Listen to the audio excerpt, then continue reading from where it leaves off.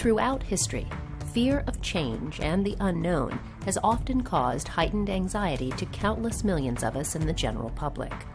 But if we look closely at history, this fear is often not born out of outcomes. In fact, the past is littered with stories of change that were feared in the early stages, eventually becoming accepted as a necessity, a comfort, or an option. A perfect example of this came early in the 19th century, when electricity would become an essential tool for modern life. The masses were used to lighting candles and having open flames to illuminate the night, with little regard for the danger of fire.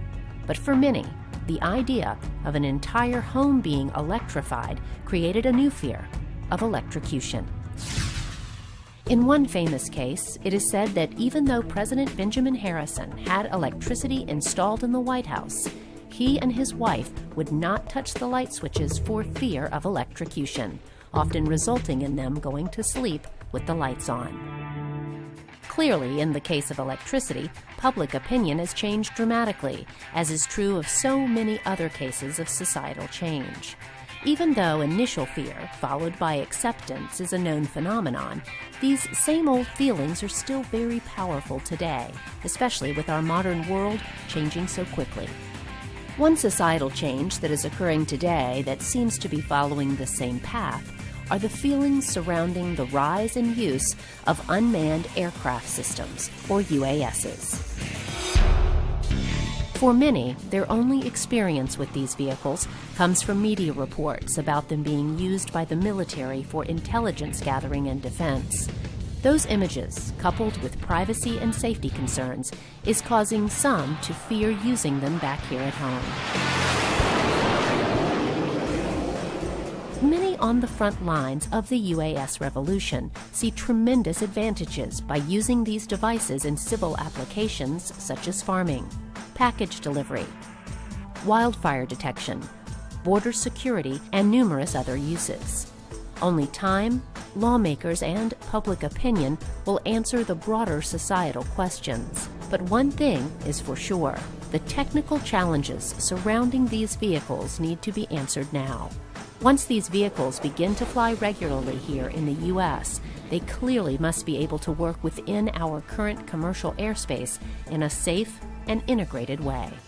To make this happen, the government is turning to the world's leading aeronautical organization, NASA, to help develop the framework and lay the groundwork for integration into our airspace.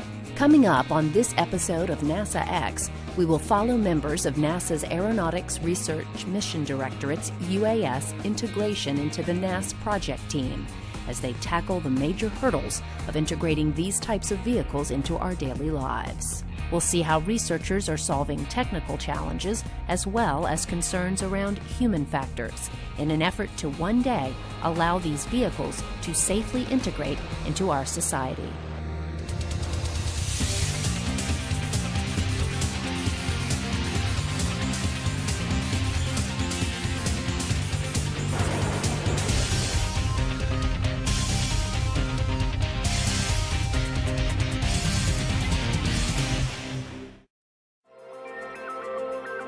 Every day, millions of people board planes here in the U.S. For most of us who travel by air, we don't think much about all the systems in place to make our flights as seamless and easy as most are. We travel from destination to destination with little thought of all the people, equipment, and regulations put in place to make our national airspace system the safest in the world.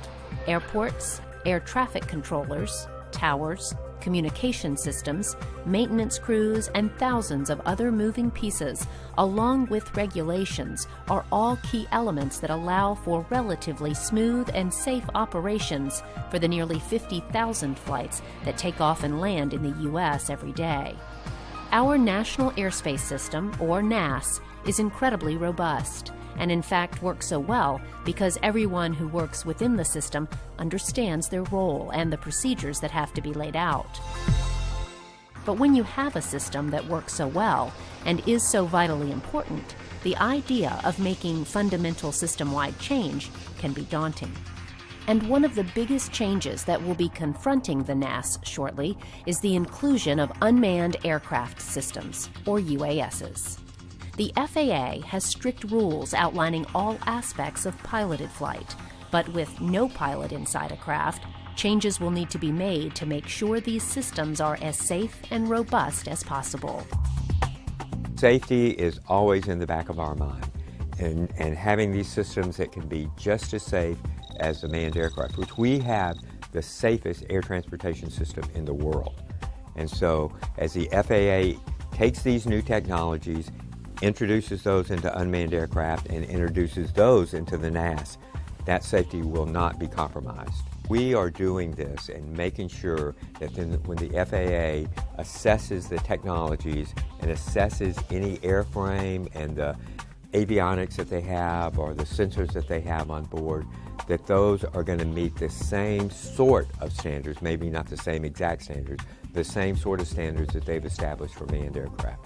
So safety is always in the back of our mind, and it underpins every decision we make and everything that we do. The task is definitely daunting. We focus particularly on procedures and standards.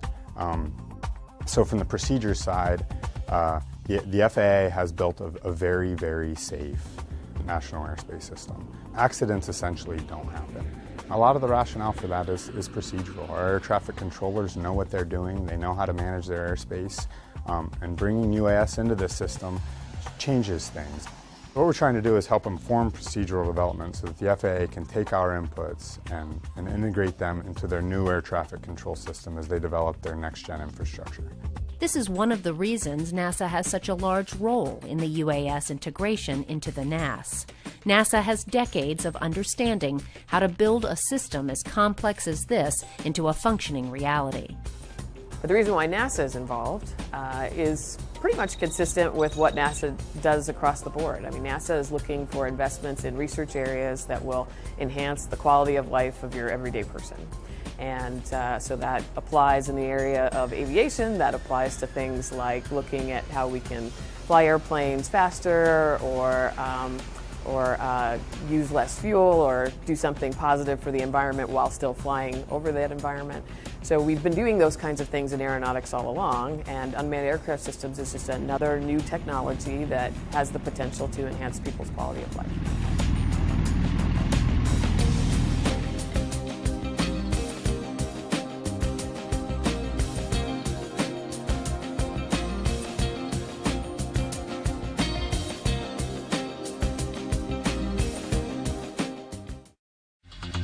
NASA planners laid out a game plan to tackle the major issues involved in integrating UASs into the NAS. Their plan is to focus on 4 major technical barriers to make this transition possible. These 4 include sense and avoid, command and control, human systems integration, and integrated test and evaluation. The Sense and Avoid challenge is focused mainly on the see and avoid problems UAVs have because there is no pilot in the cockpit. Technology will need to be developed that will, in essence, replace the pilot's eyes with incredibly accurate radar, helping UAV pilots on the ground avoid any nearby aircraft. The Command and Control Challenge will develop a new radio system that will be integrated into the NAS, allowing for reliable and secure communications. The Human Systems Integration Challenge is essentially a human factors challenge that will help configure uniform ground control systems and displays to enable ground station pilots to work effectively. And the Integrated Test and Evaluation Challenge will provide a relevant environment, which will allow researchers to integrate different components of the system and test them in a virtual environment, then into real test flights.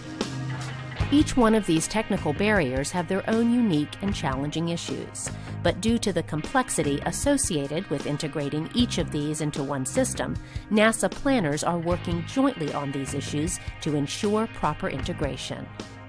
If you know a little bit about systems, you know you can't take different elements of a system and you can exercise them and test them, but if you don't combine them into an integrated flow, you miss those little things and they don't really work well. So we don't want to just go out and have a lot of silo sub-projects. Those systems all interact and integrate within each other. With this collaborative plan in place, NASA's 4 aeronautics centers are working jointly to make this goal a reality. So the community working on unmanned aircraft systems is large. It includes Department of Defense, it includes Homeland Security, it includes a significant number of people from the FAA, and lots of people in industry working on standards. NASA has a relatively large hand in this also. We've got 4 centers working on it. Our 4 technical challenges are spread across those centers. Let's first look at the Command and Control Challenge that is being led here at NASA Glenn Research Center. Here is NASA's Jim Greiner. Before this project began, NASA surveyed the industry and other government agencies in order to determine what areas need to technology development for unmanned aircraft to be integrated. 2 of those areas were separation assurance, how to keep aircraft away from each other, and the other area was communications, how to make sure we had a reliable, secure communications link between the ground and the aircraft. So we worked with industry to develop the program that we're actually employing today. So what technologies we need to develop and the performance requirements of those technologies to make sure that those systems were robust and sound. So we have been working alongside industry in performing testing to enable those standards to be written for commercial entities to be able to certify equipment to put in unmanned aircraft.